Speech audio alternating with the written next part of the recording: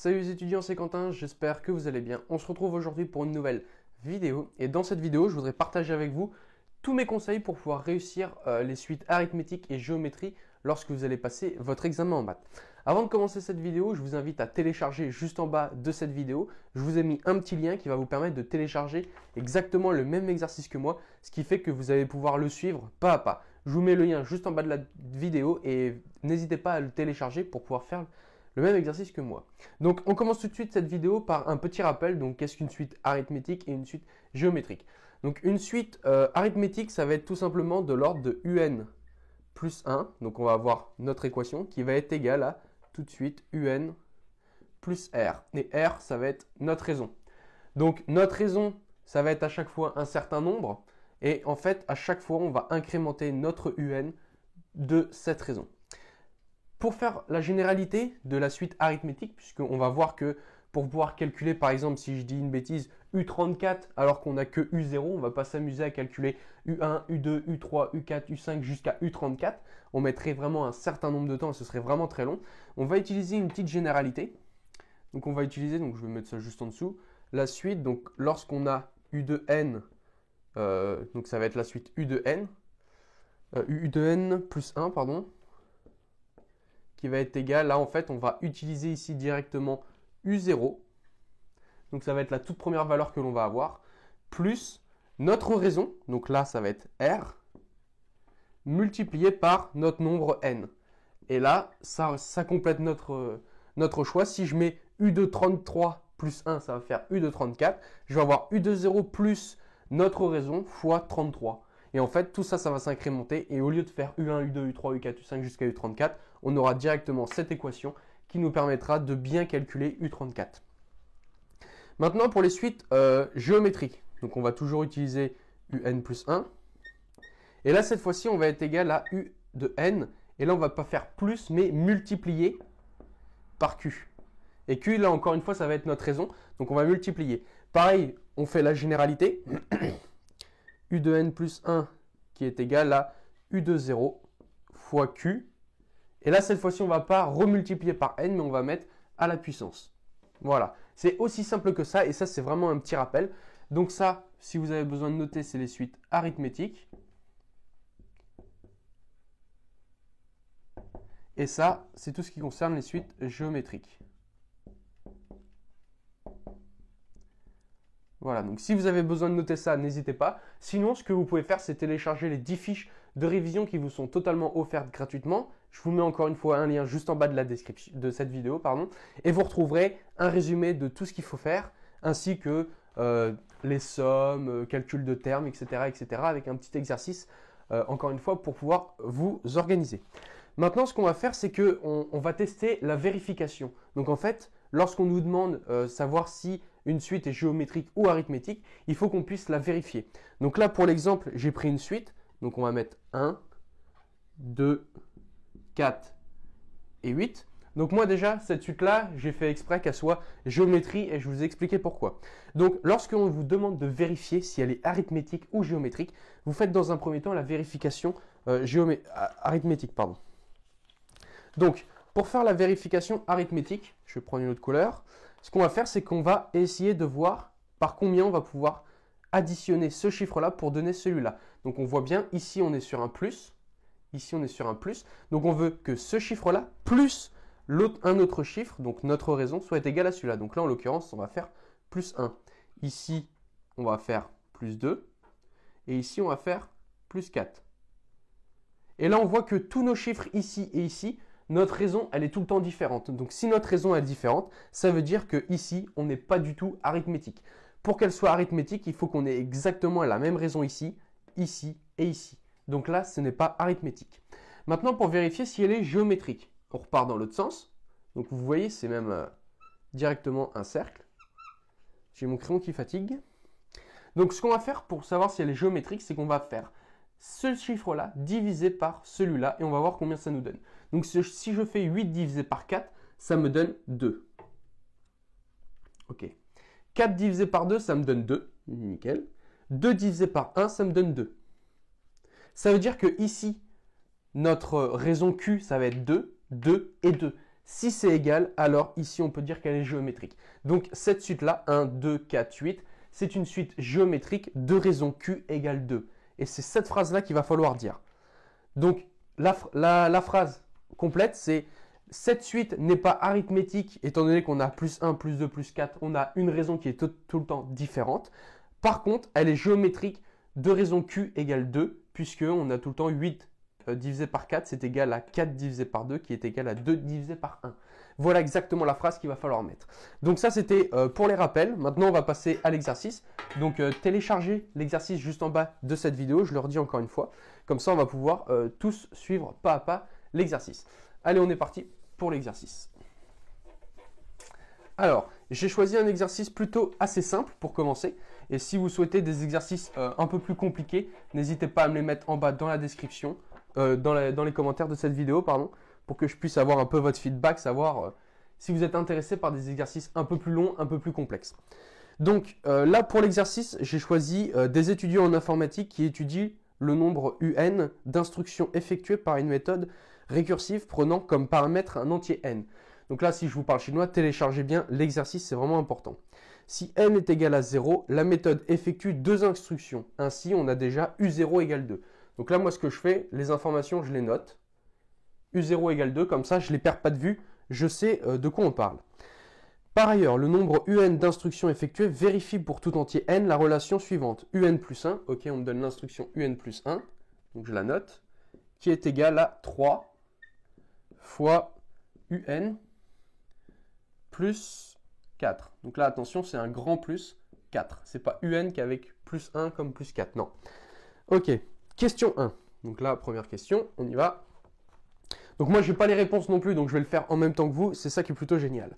Calculer U1 et U2, puis justifier que la suite UN est ni arithmétique ni géométrique. Ok, donc calculer U1 et U2. Donc U1, ça va être égal à, on prend cette fonction, donc on est sur du U0 plus 1, donc ça nous donne U1, donc on est sur 3 fois U0, qui est 2, 3 fois 2, plus 4.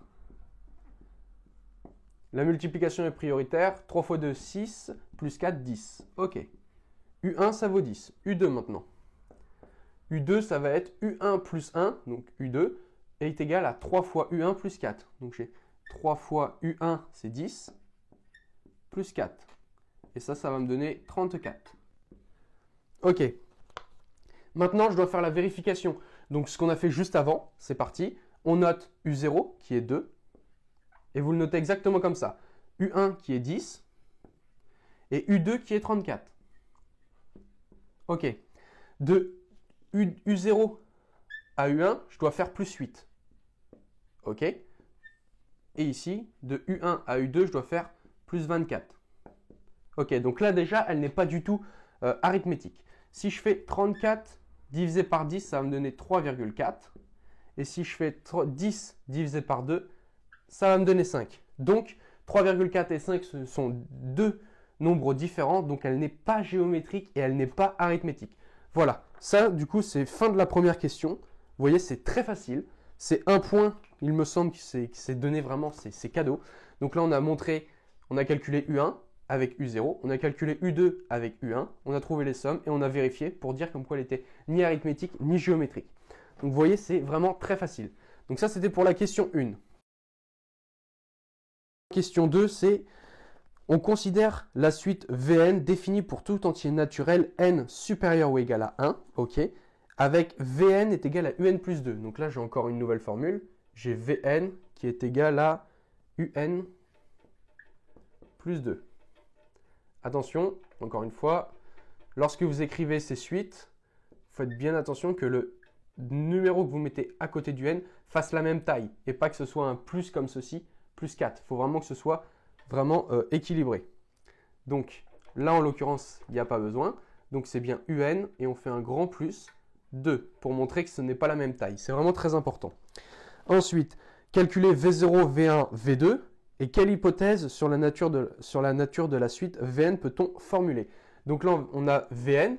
V0, on ne nous le donne pas, il faut le calculer. Mais en tout cas, on a UN à U0. Donc si je calcule, donc deuxième question, V0, c'est égal à U0 plus 2. U0 étant 2, 2 plus 2, 4. Ok. V1, c'est égal à U1 plus 2. C'est égal à U1, c'était 10. 10 plus 2, ça fait 12. Ok. On calcule V2. C'est U2 plus 2 qui est égal à, c'est 34 plus 2 il me semble, donc ça fait 36. Il me semble que c'est ça. Je ne les ai pas notés, je ne sais plus. U0 c'était U1, donc ça faisait 3 fois 10 plus 4, donc ça donne bien 30 plus 4, 34, 34 plus 2, 36. Ok. Et maintenant on nous dit quelle hypothèse sur la nature de la suite Vn peut-on formuler? Donc là encore une fois, on fait notre vérification. Donc on a V0 donc qui est 4, on a V1 qui est 12, et on a V2 qui est 36. Ok. On fait de 4 à 12, on fait combien? On fait plus 8. De 12 à 36, on fait combien? On fait plus 24. Donc elle n'est pas du tout arithmétique. 12 divisé par 36, 24, ça fait 3. Parce que 12 plus 12, 24, plus 12, 36. 12 divisé par 4, ça fait 3 encore une fois. Donc là, on nous dit quelle hypothèse sur la nature peut-on avoir avec Vn. Donc là, c'est une hypothèse. Donc on peut supposer que Vn est une suite géométrique de raison Q égale 3. Il faut juste mettre cette phrase-là, ça suffit. Pas besoin de mettre plus, parce que c'est une hypothèse, on n'en est pas sûr. Donc voilà pour la question 2. Si vous n'avez pas le temps de recopier, faites pause et vous recopiez. Et on va passer tout de suite à la question 3. Question 3. Démontrer que pour tout entier naturel n supérieur ou égal à 0, on a Vn plus 1 est égal à 3 fois Vn. Ok, donc on doit trouver notre résultat doit donner Vn plus 1, pardon, doit être égal à 3 fois Vn. Ça, c'est ce qu'on doit trouver à la fin de notre calcul. Donc, question 3. Comment on va pouvoir trouver V de n plus 1 est égal à 3 fois Vn? Et regardez, c'est pas du tout compliqué. Vn, on l'a là, c'est égal à un plus 2. Et si on rajoute juste un tout petit 1 ici, et qu'on obtient du coup n plus 1, on va avoir cette formule qui va s'ajouter. Je vous montre.